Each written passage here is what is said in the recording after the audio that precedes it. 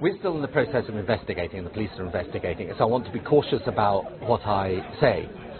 But I do believe that the people that have done this appalling, barbaric act have done it to wreck the political process.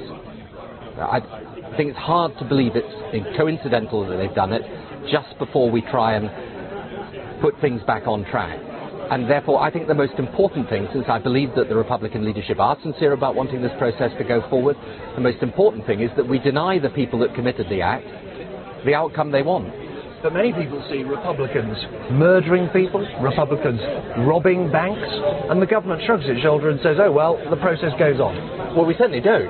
And it was precisely as a result of what happened with the bank robbery that the whole process is being held up. However, it is important that we don't allow any act of violence, no matter by whom it's perpetrated, and sometimes these things can be perpetrated by people in disagreement with their own leadership, to derail the process. In other words, the important thing is to say that the integrity of the process, namely that only exclusively peaceful and democratic means will do, must be held to. But if there are people from outside of the process trying to disrupt it, don't let them disrupt it. Don't let them take away from the people who want to make politics work. And finally, there's no part of you that thinks, actually, maybe violence is so much a part of the culture of republicanism that the historic deal that you've always sought and put so much energy in just isn't possible? No, I don't think that, actually. I think that if you look at what has happened on both the Republican and the Loyalist side, there are people who have mixed politics with just sheer gangsterism.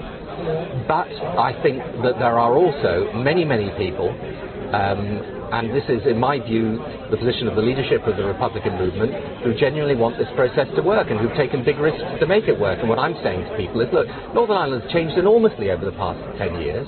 Let's not throw it away. Let's build on what we've done.